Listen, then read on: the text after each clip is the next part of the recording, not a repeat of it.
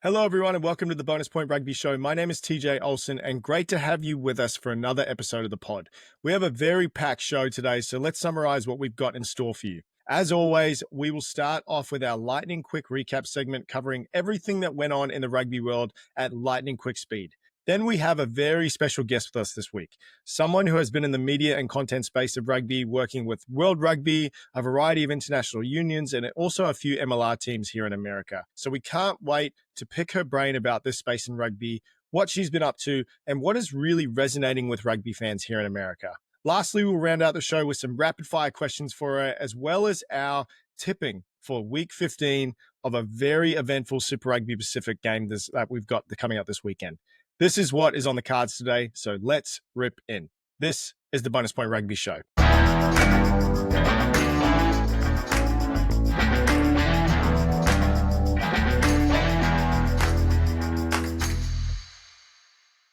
Thank you for joining us today, everyone, for another episode of The Bonus Point, the podcast where we unpack the game, the culture, and the people who make rugby more than just a sport. It's been a very big week of rugby as usual, so let's dive straight into our lightning quick recap segment, starting off chatting about Super Rugby Pacific round 14. The Hurricanes and the Highlanders faced off, and it was ending up in a 24-20 win to the Hurricanes. It was a thrilling finish. Cam Roigard scored a last-minute try after 22 phases and secured a comeback victory for the Hurricanes.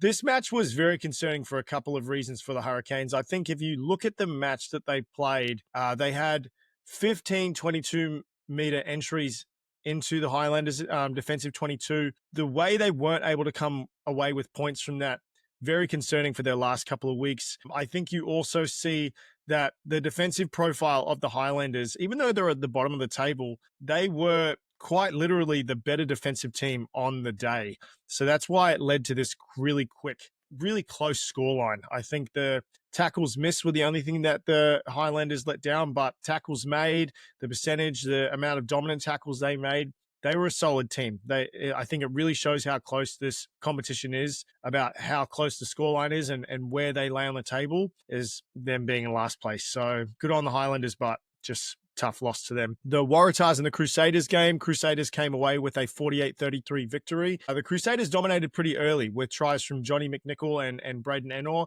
Despite a late surge from the Waratahs, the Crusaders held on for that crucial win, keeping them in that upper echelon of the playoff picture. Fiji and Drua, they're back to their secret weapon, playing home in Fiji, 38-7. They showcased a lot of attacking prowess, and they had a very, very interesting force team that struggled to contain the Drua's dynamic play. I don't think the Heat would have factored in too much. The Western Force would probably be used to that being out in Perth, but Fiji, they're back to their old ways too late, though, in the season. Moana Pacifica and the Blues, this game was outstanding. Tony Johnson commentating did say that this was the best performance by an individual player by Adi Savia he's ever seen in Super Rugby, and he's seen a lot of matches, he's caught a lot of matches. But another player that is also a big standout in that game, Kyron Taimaifalau, he had a hat-trick that led Moana to that historic win over the Blues and marked a very significant milestone for that team, putting them back in that playoff picture. The last game, the Brumbies versus the Reds. The Brumbies' solid defense and strategic play secured a vital victory for them, propelling them to the top of the standings. They go into a bye week at the moment, and they had a score of 24-14. I'll be interested to see how the Brumbies go, because they do have that bye week. Most teams who do have a victory like this, they would want to capitalize on that momentum and keep that steam going, but we will see come week 16. Let's chat a little bit also about the Pac 4 competition. New Zealand and Canada, they did have a very thrilling encounter out in, I believe it was out in Christchurch in the Orange Theory Stadium, 27 draw. The match saw multiple lead changes, both teams showcasing exceptional skill and determination. New Zealand's Sylvia Brunt scored a crucial try in the 82nd minute to level the scores. However, the conversion attempt was unsuccessful. Alan Bunting and his coaching staff, I think they're going to have a really tough film session ahead of them. I think the New Zealand team had a lot of questionable decisions on attack. I think they also had some very crucial and significant errors around the ruck area and defensively. So it'll be very interesting to see how they come out after this tied match in their final game of this competition. Last game, Australia and USA. Australia secured a 27-19 victory over the USA, marking their first win in the series. The Wallaroos displayed a balanced performance, capitalizing on scoring opportunities and maintaining defensive resilience. The USA team did showcase moments of brilliance, but they just couldn't overcome Australia's lead. That is it for our rapid recap of the games that went on this weekend. We are just going to cover one story today, and that is Ardie Savea being named the Player of the Year in Super Rugby Pacific. With 2 weeks left to go in the competition, and we haven't even hit playoffs yet.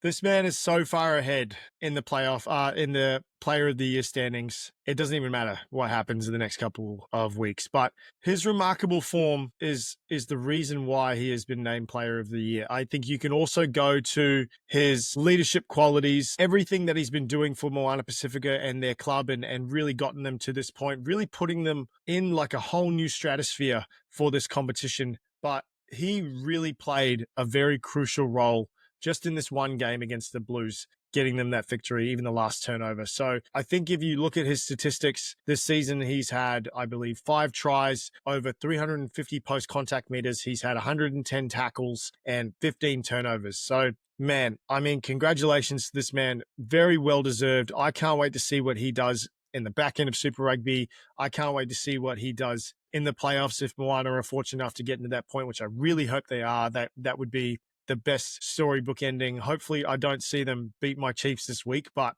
they deserve nothing more to be in this playoff picture and show everyone what they can do. All right, that is our lightning quick recap segment. So let's dive into our first half segment, and that is all about content creation in the rugby space. If you're in the US, you say rugby, a segment of the population know what you're talking about, but the majority either think you're talking about a weird version of football or just a chaotic and barbaric sport of people smashing into each other. So our guest today is one of the people making sure that the US and the rest of the world starts to see the beauty of the game and understand it. So she's a digital content creator, a rugby translator, a master storyteller, and the list can go on and on. I can be here for days about all the other things that she does in her life in the rugby space. Through her videos, she breaks down the game, the rules, the culture, all with clarity, creativity, and a lot of fun. So she's helping fans not just understand rugby, but fall in love with it. Please welcome to the pod, Samantha Lovett. How you doing, Sam? Good to see you. Hi, I'm doing great. Thank you. That was such a nice introduction. Thank you so much.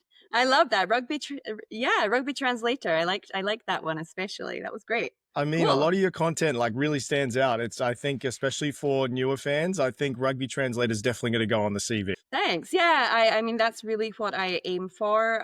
Just making rugby more accessible, especially here in the US. I think we have, such a great opportunity to get new fans. I mean, we have so many people bought into so many other sports here, but so many big sports fans in general that if they just get hooked on rugby, they're just that little bit, and they just need like that entry into it, and we need to kind of make it like a little bit easier, not dumb it down, but make it more accessible. Like we have so much rugby information out there, but do we have enough for brand new fans? So that's kind of what I try to do. I try to fill that space and try to get people who are just casual fans, because honestly, when it comes to, rugby IQ and rugby knowledge, and that's kind of where I was in the beginning. I mean, I'm still there, and I still want to kind of be in that casual fan space.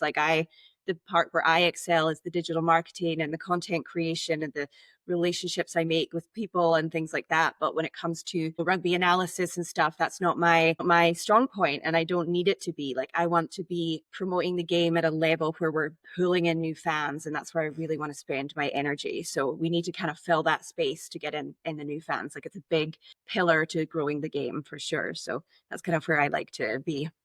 Yeah, definitely. Yeah, I think you have come across a lot of people's phones, not necessarily just all in rugby circles, like you said, but a lot of people are starting to see your work in new spaces and get drawn to the game. So how did you start making rugby content? Was it something kind of you just fell into, or is it something you have always thought that you wanted to get into? It is definitely something I just fell into. It was completely random.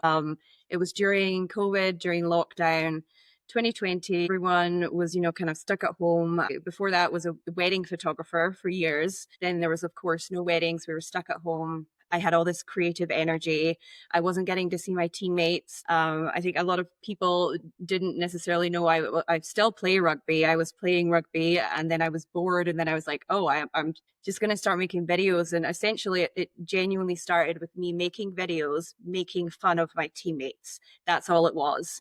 I was making videos, making fun of them being late to practice, making fun of them not being able to catch the ball. It was all just making fun of rugby stereotypes. And then it kind of caught on, and through the rugby community, just kind of missing each other in person. And we all got together online through different pages like the Quarantine Ruggers and all those types of pages that got together. It just, I was like, wow, okay, I kind of, I like making this content. It could turn into something different, and I could actually make it educational, not just comedy, not just for me and my friends. And then I started getting contacted by, World Rugby, Six Nations, to make some funny content for them as well. And that's really when like the digital content space took off. And then there was, Tokyo, and Ilona started making videos at the Olympics. And then other athletes started making more content, and really just like the digital space, like athletes, we just started to see a different side of sports, and, just athletes in general, and teams. We just got to see another side of them becoming more relatable, more accessible. And I think younger generations like Gen Z, they started to really just resonate with that and really react well to that. That's kind of the direction that a lot of digital marketing went. So I guess I just kind of harnessed that and turned it into a bit of a career. So I kind of, it never happened intentionally. I just started getting contacted by people, and I almost kind of just went along with it in a way. And I was like, okay, I guess this is my career now, which is funny because that's kind of what's happened to me in my whole life. I've ended up just kind of going with the flow. I am quite a spontaneous person, but I have really enjoyed this space that I've ended up in. And now, I'm beginning to be more strategic about it, and more, so You literally picked up the ball and ran with it. Like it's something that yeah, just kind of fell in your lap, and you're like, yeah, I'm off to the races now. pretty much. Yeah. Well, there you go. Well, I know previously you were just talking about America having a bunch of sports, how crazy they are about sports, and it can be overwhelming for new fans. I think scrums, offside laws, rucks, even lifelong fans, they get confused sometimes. I think a great example this past weekend was in Super Rugby, where a foot was placed in touch. They play on was the call. There was countless sets of phases and multiple turnovers, and a try was scored following that. But then multiple referees, including the TMO, got in kind of a conversation trying to understand like a law that they quote, like the attacking passage of play, which negated the turnover and everything that went into that. Even regular fans sit there and go, I'm going to scratch my head and I have no idea what's going on. So Yeah. I think rugby has a bit of a problem retaining new fans, but I think content like yours is a way to draw them back in and make it more fun. So what's your process for deciding how to break something down to a new rugby fan and stay engaged? I know you said keeping it concise and simple-ish, but still getting the overall message across. Yeah, well, I do find that sevens is a really good starting point, actually. It's a good gateway, not just for the rules, because it is just, simply put, there's less people on the field. It's much easier to look at a scrum with three people on each side and kind of understand what's going on and explain to people, okay, well, this is happening because of a knock on, and now these three people are contesting over the ball, and then you can add on to that, okay, but then in a thins game there's all of these other brutes that we add in, and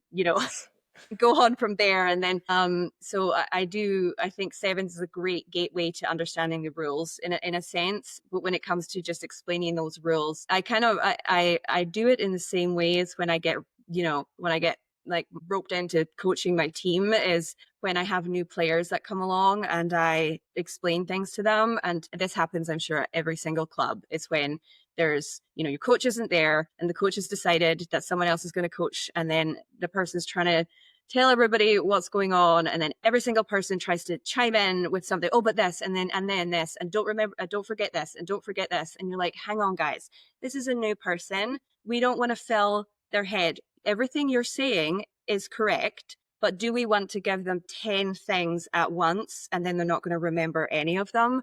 Or do we want to give them 3 key things that they can go away with, remember, and then they're going to watch the next game or play their next game and focus on those things? And wow, so for me, when I'm teaching people rugby, I would focus on the safety things because that's going to be most important for their next game. They're not going to have to learn what to do a switch or something, right? And it's their first game at the weekend. I'm like, just stay low in a tackle and don't tackle somebody with your head, right? I'm going to whereas people will forget to teach people how to safely tackle. They'll be like, oh, these are our moves. And I'm like, oh my God. So I can't, oh my God, the amount of times I've been frustrated. So I kind of approach it in the same way with fans. So, okay, so, take these couple of things and watch them in the next game you watch, and you'll find that more interesting. And then the next time, so that's kind of, I just break it down really simply rather than there's so much and I think there is space in, in digital marketing, digital rugby space for analysts of all levels, for all different types of fans, right? There's the people who like Squidge Rugby, for instance, like his stuff is really cool. And there's space for everybody to really dig, because I'll watch his stuff and I'm like, I didn't know 98% of the things he said in that. That's so cool. Like if I want to have my mind blown and be like, I don't know anything about rugby, I'll just go watch his stuff and I'll be like, wow. But I'll just these simple little things, and it can just really help somebody understand it, and they can go and be like, oh wow, okay, I remembered that. I know why that scrum happened. And little things one thing that I think is really makes enjoying the game easier is understanding ref signals. For me, that really, really helped know what is happening, right? Like all the primary signal, the secondary signal, because at half of the time I would be, 2 plays behind, being like, why is this happening? Like, I'm so confused. Like, what happened? Like, because you couldn't hear, if you're not hearing it. So those little things that just help you enjoy the game more rather than going through a huge analysis of the game or a play. So, we need space for all of those little explanations. Yeah. So 100%. Yeah, I think that's why some players, and especially the newer ones, when they're watching club rugby here in America, a referee will call something, they won't signal anything, and then they'll go, I'm trying to understand what's going on. And I was like, yeah, don't worry, you won't be able to, because there's no arm signal here. Like you wouldn't be able to, even if you tried. Yeah, that's usually my biggest feedback to our captain at halftime or something. I'll say, can you please tell the ref to be way more obvious with their signals? And I'll tell our players, you have to watch the signals, because what happened? You look at the ref, the ref will tell you what's happening. It's good. They can predict the future before it even happens. So there you go. Okay. Well, a lot of content rightly has gone viral in your space. And I know a lot of people, like you mentioned before, Alona Ma, there's a few other content creators in the rugby space that are starting to really get some traction. I thought it was really cool during the Olympics. You see people like Jason Kelsey from the Philadelphia Eagles linking up with the rugby players in the Olympic Village and kind of doing that stuff. So it's really starting to pick up steam. But do you think rugby is now really at a tipping point in the US, or are we still a little bit of a ways off? I think there's definitely this moment where it's crossing over into mainstream media, and Ilona's been a big part of that. The minute rugby players are being invited onto Dancing with the Stars and things like that, you've hit mainstream, which is really cool. And she's got brand deals with Coppertone and Maybelline, and that's huge. And public aren't going to forget about that. And it's going to be hopefully what's the next team that's going to get noticed, or the next player, and it's just supporting players to get there and supporting teams to get there. Because the thing is Ilona has done such a fantastic job getting herself there, and it has truly been herself that got her there. It's been her talent, it's been her creativity, it's been her grinding, making videos and doing all this behind the scenes, while so many women in rugby and women in sports and people championing women in sports have been, sorry, that was a championing? No, championing. It's a tough one. It's a tough one. I don't think I've gotten that word right ever. Oh my God. So yeah, we'll just say another one so you can edit that out. And people supporting women in sports who've always been saying this is a possibility, but nobody's been putting the money behind it. There are other players out there, other teams out there, other creators out there, hint, that are capable of like creating that type of content, but they just need the help and the investment, because look what Ilona is doing now with all of this investment and support from all of these brand deals, and it's fantastic, and she's going to go to even further heights. And you're seeing all these different rugby organizations now like attaching themselves to her and using her image and like to death. Like her picture is being used everywhere, and I'm like, you guys, like, she was doing such a fantastic job. And if you'd, recognized and listened to everybody that was saying that women's rugby is a fantastic product, women's rugby players are fantastic products, if you put the money behind it, you will reap the rewards. And they're now that like we've, women's rugby, and Ilona has invested in herself and done the work herself. They've gotten lucky that she's done that for them. Like they've not done that, she has. And now, it's like, okay, we've proved our point. Can you now believe us and invest in us a bit more? Like, and I'm not talking just, rugby brands, it's rugby organizations, but other brands, like just partnerships, and just the people that are partnering with her now and her teams. And anyway, that's a rant I could go on. I agree with you. I think another good example is like they're currently in New Zealand at the moment, the US team. And I think one thing that I noticed, and just in like social media or just in a few media outlets, if the US came to play the Black Ferns, it wasn't really a big deal in previous years. But I've seen Crowd Goes Wild, Sky Sport, like all these people not only like reaching out to Ilona through like the appropriate channels to get her on different shows. The Crowd Goes Wild went on a segment on their opening show and was like, please come on our show, like we would love, you can come host if you want, and like making it like a fun thing. But I don't think I would ever see 2 years ago an American player that would be invited on a show or something like that. So it's grown astronomical, and I'm so happy for it, because it's now starting to put like a really big footprint and showcase the sport all levels. It's amazing. Yeah. Okay, awesome. Well, what are some projects or companies that you're currently working with? I know you're always doing different things all the time. You're running around like crazy, and also with the family as well. So what's something you're working on at the moment? So, well, with the Rugby World Cup coming up, I'm kind of working with a bunch of different creators who are going to be there. So a bunch of different women creators that are going to be there working freelance, because I kind of started this is kind of how spontaneous I am. So bear with me here. This is all still kind of a work in progress, but I'm very excited about it. So this week I was just thinking to myself, like, there's so many rugby freelancers, and it is so rare that we're all in one place together. But we're all in one place together, and we're all just usually still working separately. And I was like, wouldn't it be so cool if we were all in one space, like in a house, like, we're doing all of our own separate partnerships and things at the matches and things, but then all coming together and working on different collaborations throughout the week and editing together and having this kind of like creative co-op where we collaborate without too much pressure from like outside brands and stuff, but we like imagine what magic would happen if like all of us were together during those like all like that downtime between matches. So I kind of was thinking that, and then I was reaching out to like Alice Soper, and is that how I pronounce her name? Actually, do you know what's so funny? I have spoken to her. I have spoken to her from New Zealand. I've spoken to her so many times. We send voice notes back and forth. You should see our messages. We just talk all the time, and we're just like talking back and forth and if we've never met in real life. Yeah. Me and Alice, and we talk, but she's like totally on board with me as well. And we've been talking to, and I don't want to throw out too many names because we're not like we don't have like 100%. It's still a work in progress. It's still a work in progress, but we have like Olympic gold medalists on board to stay in this house. We have coaches, refs, players, ex-players, and it's going to be like directors, videographers.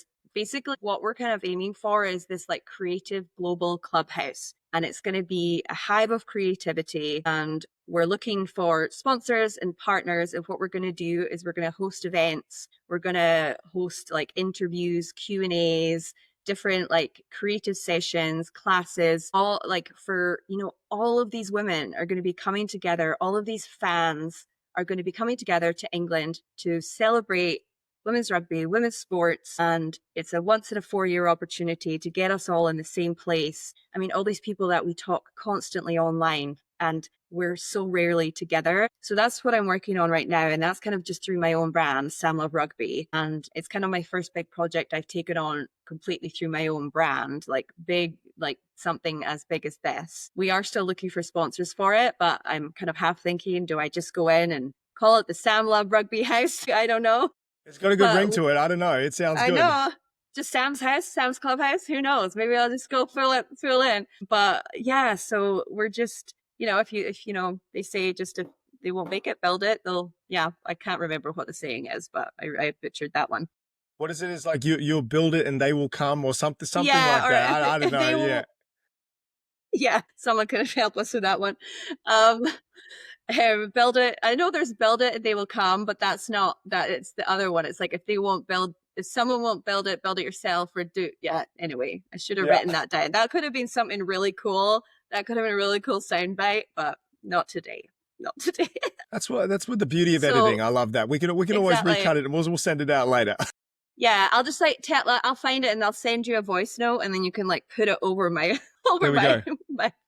That's the only reason I use AI. It'll be great. Yeah, there we go. There you go. So I'm working on that for the Rugby World Cup. So if anyone watching this who's a creator, so we're really leading into the global aspect of it. So like myself from the US, Alice from New Zealand, we are looking for creators from all over the world who are traveling on their own independently to England. And especially we want to like loop in creators from like developing rugby nations, like rugby nations that don't necessarily get a lot of airtime. And we want to pull in, a big focus of this is going to be like rugby cultures, like from all around the world. And like, we want to make it quite like diverse and inclusive, of course, and just like making sure that we're representing all of the different rugby nations in as many ways as we can, because let's face it, a lot of the content is going to be very England focused. It's going to be a very, and as creators, we're going to try to, focus on a lot of the other countries and just celebrate those as well. So that's a big part of it.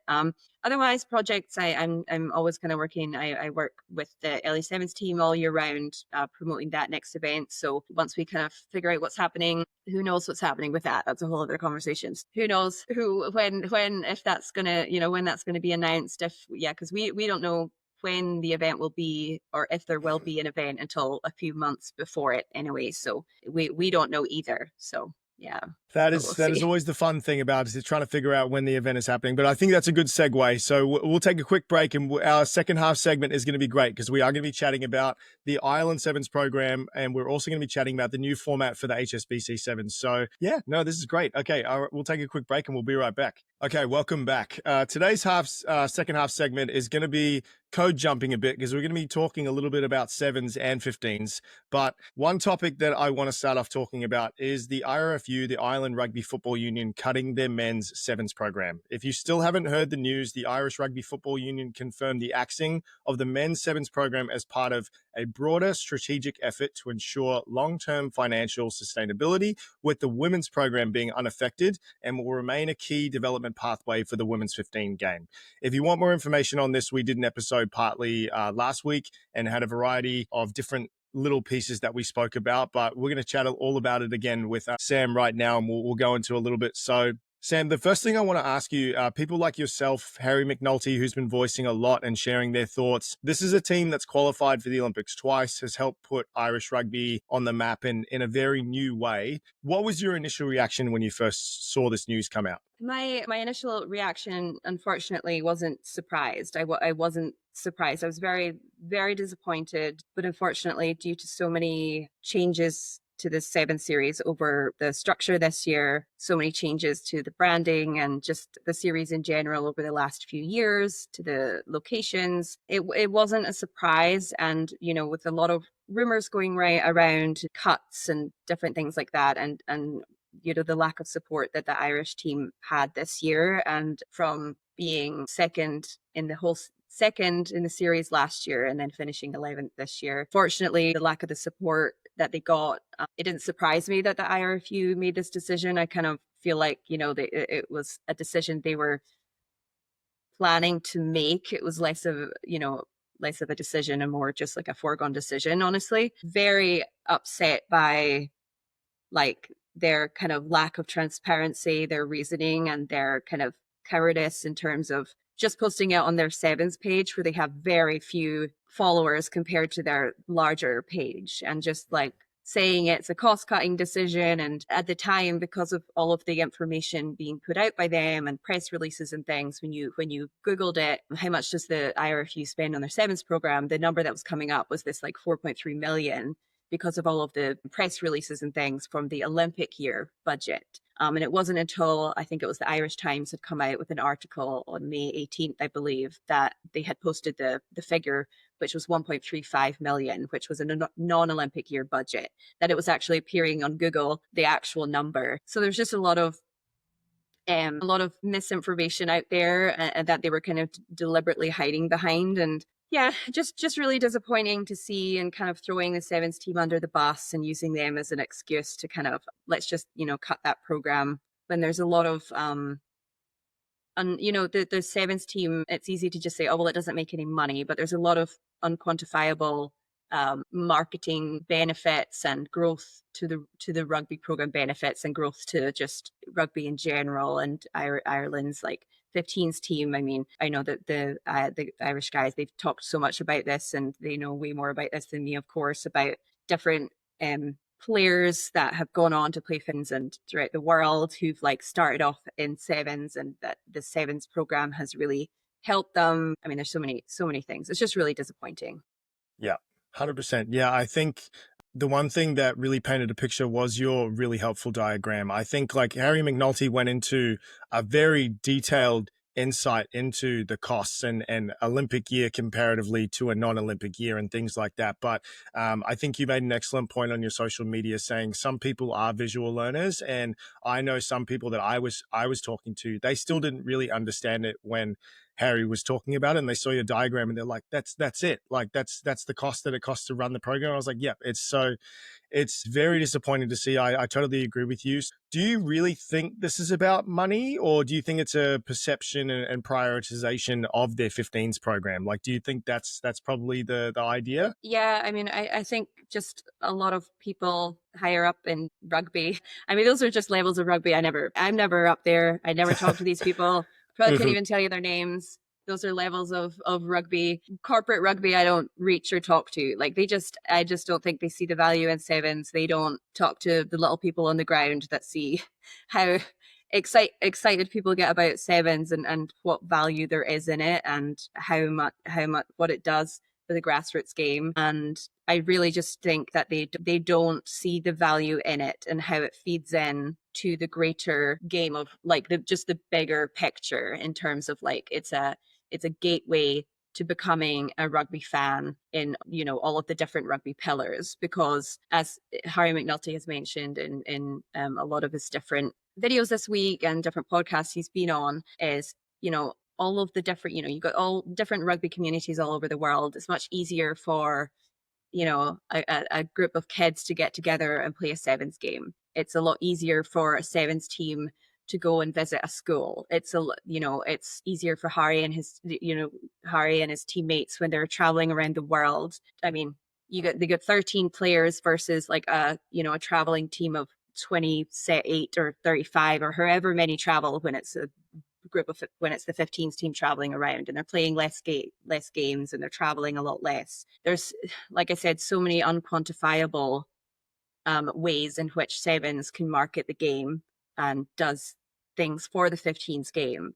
And it's also just back to talking about making rugby more accessible. It is a more accessible and more entertaining game to a lot of people, but it's not entertaining to those guys who are making the decisions, and they're not asking people, and they're not including people who are actually on the ground enjoying the game and seeing people enjoy the game. And a point I made when I shared one of Harry's videos is like, when decisions like this are made and they're not including anybody who is part of a program. They're not including coaches. They're not including players. They're not including captains. They're not including ex-players. They're not including any staff that are connected to the program at all. Like, it's not a decision. They're just like, they're not making, like, it's not a decision. They've just already made like a conclusion. They've made it already. They're not weighing up a decision.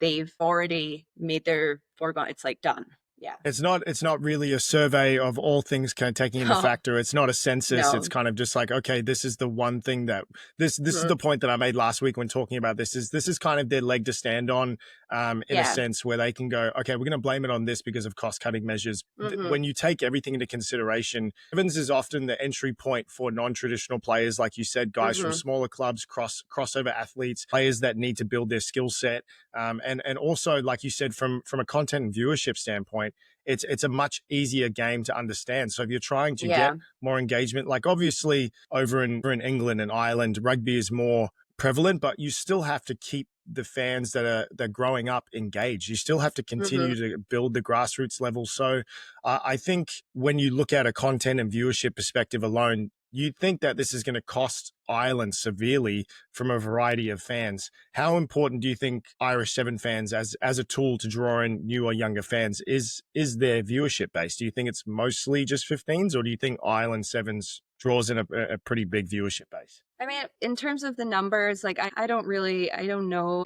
I just know that, like, when it comes, we also have to consider like the Olympics as well, because it's so hard because if there's no sevens program throughout the non-Olympic years, how well are Ireland going to do at the Olympics then? And how well is that program going to do? And it's just, it is such a hard program to track, and hard program to track viewership, because when Ireland Sevens plays, it's alongside all of the other nations, right? So, I mean, I don't know how you even track who the fans are, but I will tell you that all these events, Ireland fans are great. They're always, there's always a group of Irish fans, and they're always hilarious. They're always great. They're wonderful fans. They're always a group at every single event. And, you know, it's sevens is, and I think what people always fail, the back to, you know, making that visual for people to understand. One thing that people just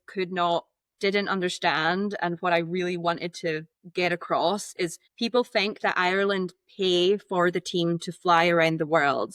World Rugby pays all of the teams to fly around to these stops and for their accommodation. So LA, Vancouver, Hong Kong, Singapore, their unions don't pay for any of that. That is all World Rugby. So, like, I had people in the comments was like, oh, but, you know, someone was like, oh, I was doing, you know, like quick math. That's got to be 100K at least for Ireland for each stop. And I'm like, they don't pay any of that. Like, that's all World Rugby.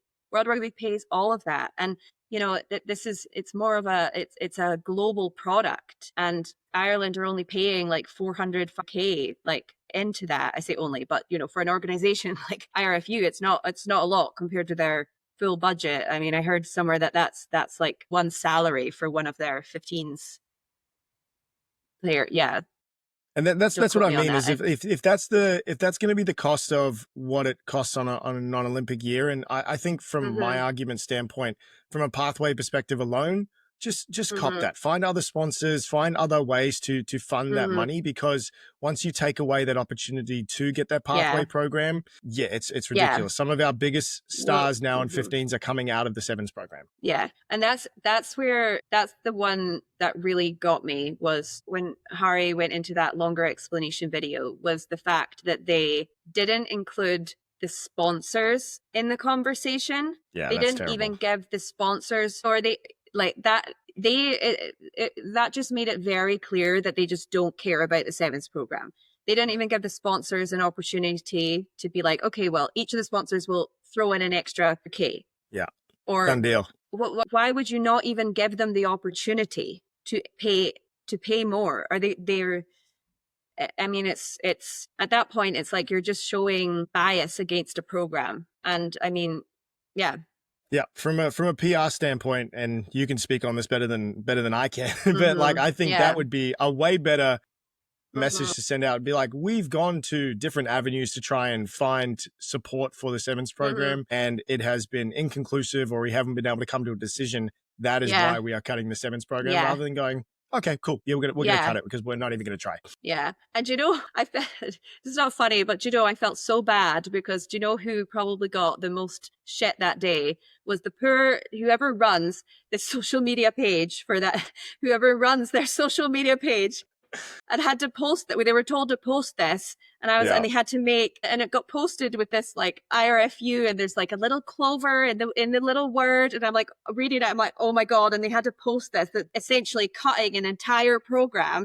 And I was like, oh my God, this poor individual is posting this. And I bet their phone is probably, I hope they have a work phone and they could just put it aside for the evening. And like, that's what people, they don't think about this. They're throwing it down the line. They're just like, well, let's get someone to do this and make them post it. And they didn't even get to turn, like, yeah, I mean, if they turned off comments, it would have been even worse. But they don't think about these things. The commenters don't think about these things. That it's just some social media person, and I don't know if they have interns or if it's like how many people are logged on to there, or if it's an agency or who they have running it. But it's not the guys who made the decision. They probably don't even know how to log on. No, definitely not. They don't have any access. That poor phone would have vibrated off the desk with all the comments and things, the notifications that would have come in. Oh my God. Yeah. It's like anytime when we post stuff on the LA page and everyone's like, put it back to Vegas. I'm like, I have nothing to do with that decision, guys. Be like, yeah, I'll just go talk to them and we'll get this sorted out for you tomorrow. Yeah, no worries. Let me just go book a stadium in Vegas with all my millions of dollars. Oh my gosh. Yeah. The amount of people that I will say, the amount of people that have asked me like, why isn't it in Vegas anymore? I was like, I don't have the answer for you, but I have an answer. If we want to put that on I have the answer, and it is not anything to do with the people who organize it, us. It is because it is a team welfare issue. So think about Vegas and think about all of the hotels. This is what I have heard in the past. Yeah. So teams, so the logistics and of having like hundreds of 18 2-year-olds in these massive hotels in Vegas that are full of smoke, full of gambling, full of all sorts of stuff. And we need to feed them. We need to bus them to training fields. We need to bus them to the stadium. The players, the team managers, the team liaisons, we got like reports all the time about there being too much smoke. The teams, the unions do not want to send their teams to Vegas. It is not us. The teams do not want to go to Vegas. So maybe people could start complaining to the teams and be like, send your players back to the smoke-filled hotels, please. Yeah. Because they don't want to do that. And there's just the logistics are too hard to feed. Yeah. Like you're also asking these high level athletes to be around an environment which is not a high level athlete environment. It might be the perfect environment for all these degenerate fans like ourselves, TJ. Like I know. Yes. We thrived. We thrived in Vegas. We did many enjoyable things in Vegas. It was great. We thrive in those environments. High level athletes, not so much. And you have to also consider that not all of the teams are from the same cultures. We have lots of different and those environments are not where a lot of people want to be. So there's a lot to consider there. And when you go, if you want to stay off of the strip and outside of Vegas, there's not a lot of options. It's just a logistical nightmare. And we have there are so many people to feed and take the gyms and there's so much that goes into it other than just the weekend. It's a full week and a half beforehand. And it is we have, it's such an interesting, I think that the high level of the requirements of the teams, it's not that I wouldn't say they're high maintenance in a bad way. It's it's how Definitely it not. should be. It's how it absolutely should be.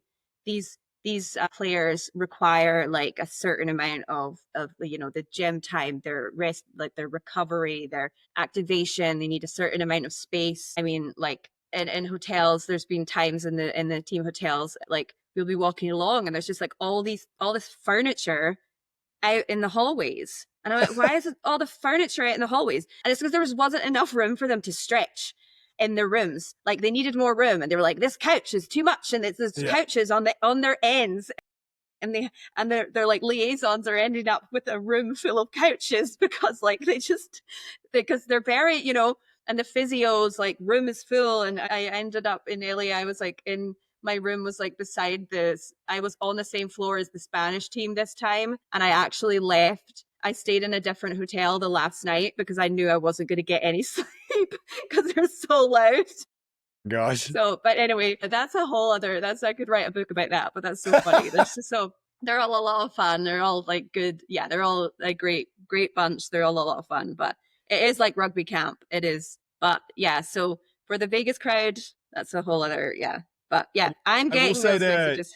To round out the Vegas conversation is like, I had always heard this from players when I'd spoken to them who have gone on the stops, and they had always expressed their concerns. But also, like, I think from just a Vegas standpoint, you go into a hotel, imagine this is your first time in Vegas. I get lost in some of those hotels that I've been like three or four times. Like if I go to the MGM Grand, I'm like, am I supposed to go this way? And then I'm just like stuck in a random lighted building for half an hour just trying to find access to my room. Being intoxicated during that time, good luck trying to find your room if you don't know where you're going. But okay, let's turn our attention to the entire Sevens tournament, because the news out recently, Division 1 of the HSBC Sevens tournament will now feature 8 teams per gender in a 6-tournament series, as World Rugby has been pushing for more commercial appeal. So do you think this new format delivers on this promise? I have mixed feelings on this format. Yeah. I think we all do. I am a freelancer, so I can say what I want about it. Really, I'm just really disappointed. I think this is going to do a big disservice. I feel so bad for the teams that fought all last year to get into the series, like to get into the 7 series. Like I feel that, which would have ended up being Kenya and both the Kenyan teams. It's terrible. Sorry, my mind is like from LA, like just absolute mush. Sorry, I'm like 8 teams. What is sevens? I don't know. You're just like 1, 2, 3, 4. 3? I can't even count. But I am, I mean, it's just such a bummer. I mean, and I know it isn't on like one person. It's just a series of decisions that has really come to this point. But I think we're now at this point, and we have to move forward. Once we find out, I guess, the locations of things, I will be able to have a better opinion on it. But we've got eight teams. I don't know, TJ, you tell me what it is. Well, so I think from my perspective, is it 8 teams in the both genders, and then it's also like that second division coming down. Yeah. So yeah, I think from this new format, what I've heard from people in World Rugby and people talking about the benefits of this is that from a player's perspective, it's making it more elite and marketable. Like I have heard that countless amount of times, but I also believe that it could potentially be leaving smaller rugby nations behind. Yeah, I think if you're looking at the competition from a Division 2, it's technically elevating the caliber, and it has an upside because you're getting some teams that are marketable teams. They're also pretty well talented teams. You get to play them on a regular basis. But I also see the format going like, there's too much pressure for one game, more risk and fewer chances. So I personally don't really see it. And it's kind of, in my opinion, it's also taking away the beauty of what Sevens is, which is like the big party, the fun. It's making it into something that it kind of really isn't. Yeah. My big issue here, and I think it's proven in my whole confusion and brain fog with all of it, is like, this is, me and the team are often, and I probably shouldn't throw myself and the team under the bus here, but like we'll be sitting thinking, if this is confusing us, what is it doing for fans? Like, I'm confused, and I work in Sevens. Like I probably shouldn't say this, but I'm going to say it. I am the part of the social media team for LA Sevens, and I'm confused about it. Like, if it keeps changing this much and we're confused, how are fans feeling? Like, it can't change this much. It's like, I'm getting sick of it changing. It's confusing. If it's going to, the consistency with leagues like this is so important to maintain your fan base. That's where I'm getting frustrated, because I spent so much time explaining, like a big part of my content is explainer videos. I explained what was going to happen in these playoffs and how they were going to get promoted. And then that didn't happen. And that was frustrating on a personal level. And then I was like, I just confused hundreds of people, thousands of people. And I'm like, okay, well, that's not happening anymore. And I can't even make a new video because, I still don't know what's happening. Yeah. So now I'm like, and I still, because now there's no locations and it's all quite confusing. And then it's like, okay, so if this doesn't work out well, is it going to change again next year? Mm-hmm. Or is this, because you have to, if this is going to stay this way, it has to stay this way for years to really solidify something like this and to make it a product. So I'm so worried. And then Ireland getting cut. I don't want to be too pessimistic, but I am. Well, because I definitely agree with you. If I was running it, and like, obviously I'm not the person sitting here going like, pick me, I'll figure everything out and I have all the answers. But I think this is also going to really affect Olympic prep. You try and think about all the things that are going to go into that. How can a program, how can players, how can coaching staff, they can sit there and go, okay, this is our 4-year plan and this is how we're going to build to it. If you are really focused on growing the game and making sure that everything, like you said, is solidified, we're not just throwing something at the wall and hoping it sticks. Make changes in that time, but make sure that it stays for that 4-year period so people can at least know the road ahead. They're not just going into a dark room and just trying to hope for the best. Exactly. It must be just a nightmare for them, and figuring out, like, something I kept thinking of when the outcome of these of the pitch 2 games and the playoff games at LA changed. I was like, that's going to be so frustrating for coaches, because the whole year, the way that players get picked and rosters get picked is they'll often save certain players for certain tournaments, and they'll rest players, and then because it is grueling and it's really hard on players' bodies, and they'll play some players and keep some players to rest for another tournament, and players that they rested that maybe they would have needed, and it all changes. Like, they're very, very, there's so many tactics involved in that. I mean, you've been a coach, and there's so many parts to that, like you said, and so many plans go into it, and there's so much about it. And then the whole structure changes and it just all blows up in their face. And also to the point where, like, they're playing less teams now. There's less chances to analyze the game of another team that they're going to play at the Olympics, and less chance to play higher level teams for those players on different tiers. And they're not going to be consistently getting a chance to play against Australia or New Zealand women, for instance, in the same way that they would have last year. Or I think it's we could make a whole nother episode on just this one piece. It'd be yeah, I know. Yeah. Well, I mean, I don't have the solution to it, but I just, I think this is a problem that definitely should have been foreseen a lot. Like, this is something that should have been predicted a long time ago, like, by people who are in positions that should have seen this coming. Yeah.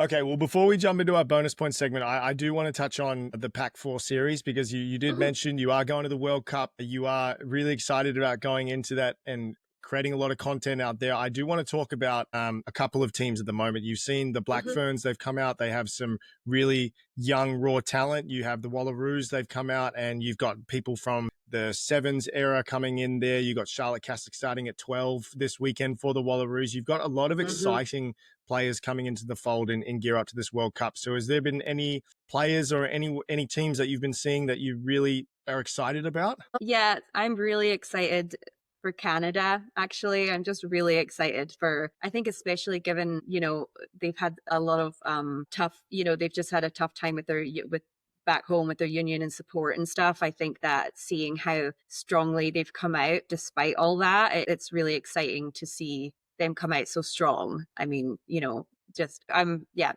then also just like the US, the kind of surprise at how strongly they played against Canada. And that was a big surprise. I mean, I know that Canada ended up, they got ahead in the end, but it was a real surprise that score at halftime was a surprise. And yeah, it's just, I love when, just it's so competitive. I mean, I hate when it's not as fun when you go in and you're like, oh, okay, well, the Black Ferns are just going to win everything. Like, it's not as fun when it's like that. So the more competitive women's rugby gets and the stronger each team gets, it's way more fun when we go in and it's not just like England and New Zealand winning everything. It'll be more fun if we go in and it's a real, like, it gets, more competitive. So that's what I really hope we go into, because that would just be the most fun tournament. Yeah, it'd be 100%. Yeah, I'm definitely. I think because I'm also follow sevens more, is I'm really excited to see all the crossover athletes play and just what they can bring to sevens, and especially like Ilona and Charlotte like playing in the centers for sure. Like I love that, and seeing what they can bring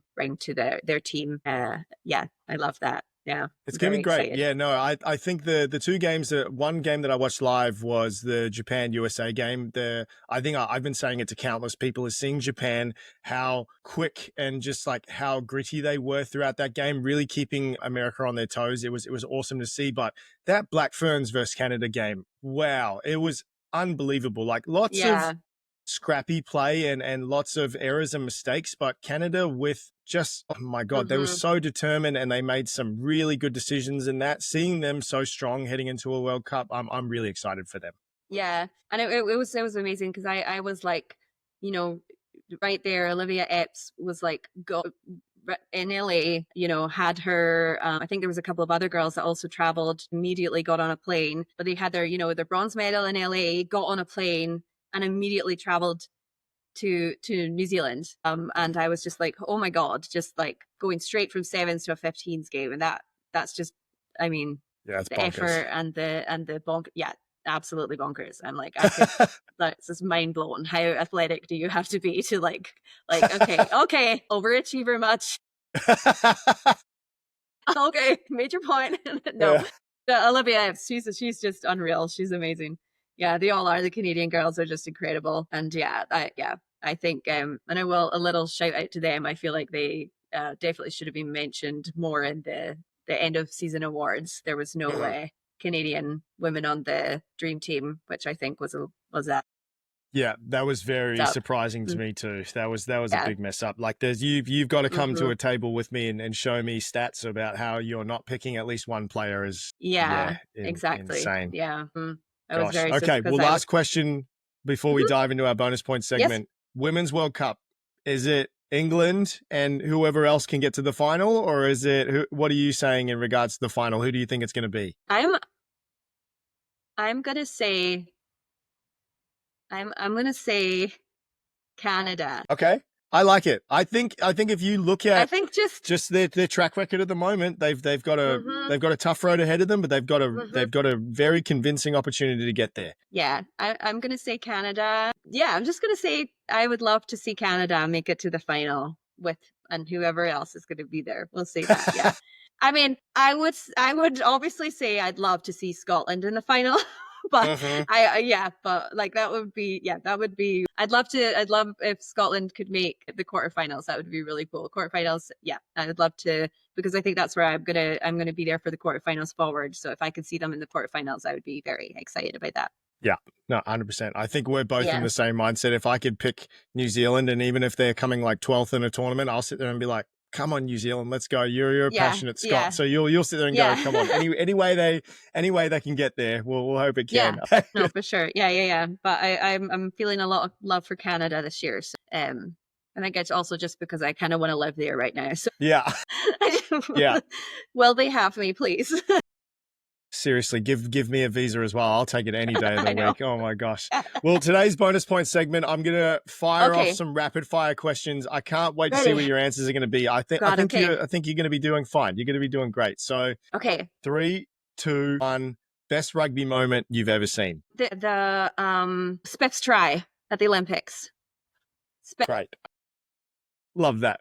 Most misunderstood part of the game. People think it's more dangerous than it is. Ooh, great one. Love that. Okay. Player you'd love to collaborate with that you haven't already. Oh, Sheree. Okay. Yep. Sheree, yeah. Kaka. Yeah. Sheree Yeah. Kaka. Oh, man. You two in a room together. I would love that. That would be Yeah. great. Yeah. Okay. Dream rugby destination to travel to. New Zealand. I've never been. You've never been to New Zealand? Never. Oh my God. Never. Okay. All right. We'll have to fix that very quickly. Okay. How would you explain rugby to an American? It's like American football's older, tougher cousin. That's great. Okay, perfect. Yeah, that's awesome. All right. Well, I put you on the spot here today, but thank you so much for coming on the podcast today. We've obviously known each other for many years. I do want to say again that I am so happy you found this space. Your work is doing more for rugby than I think some people realize. It's opening the door for a lot of new rugby fans to come in and enjoy the sport as much as we do. So before I let you go, do you want to share with people where you can find your content if they haven't already? Yeah, I am on Instagram at Sam Love Rugby. Also on TikTok, but most of my content is on Instagram right now, so you can find me there. Thank you. Thanks for having me. No, of course. It's always good to have you. We'd love you back anytime. Stick with us. We're going to be doing our tipping for week 15 of Super Rugby Pacific. We'll be right back. Okay, well, big thank you to Sam Lovett for coming on our show this week. I think she's doing some outstanding things for this game, so please check her out on social media. She's definitely worth all the information you'll get in spades, plus a lot of laughs, so that is great. We'll round off everything with our tipping. This week, we've got a couple of really big games and very important games coming here. Crusaders versus Highlanders. Crusaders have just been in such good form. I think I've got to back the Crusaders this week. I think the Highlanders are definitely going to be very disappointed with their narrow loss last week against the Hurricanes, but Crusaders just too damn good. Reds and Hurricanes. This one is a toss-up for me. I think both teams have been a bit inconsistent. This week, I'm probably going to back the Reds. I think unless the Hurricanes come out firing, I think the Reds are going to have a great performance this week. They've got an outstanding lineup coming in. I'm going to back the Reds this week. Force versus Waratahs. I'm probably going to eat my words here, but I'm going to back the Waratahs in this game. I think you saw Dan McKellar this week and a couple of very key players in their organization talking about wearing the jersey and wearing it with pride and making sure that they come out and they're not just here to wear a tracksuit and be a player on the bench. They're going to come out and do their job. I'm thinking the Waratahs are going to come out firing this week and get the job done against the Force. Last one and most important game, the Chiefs and Moana Pacifica. I am backing my Chiefs with my heart and with my head. I think they have had a run in Super Rugby this year, and it's just been unprecedented. I think they're going to come out from that bye week and they're going to be ready. They've named a very solid team against Moana. But again, if Moana wins this game and get a win over the Chiefs, I personally don't see this as a terrible, terrible outcome. Moana will knock us off. Moana will get another win in the standings, moving them up in the playoff picture. We may move down a little bit and we may sacrifice a home playoff game potentially if we don't win our final game against the Highlanders. But I want the Chiefs to win, but if they don't, it's going to be very, very interesting. That is our show for this week. Thank you so much for tuning in. We got plenty of exciting games this weekend. Super Rugby Pacific, Pac 4, you name it. There's games going on all over the place. So tune into some rugby this weekend and we will see you next week. Have a good one.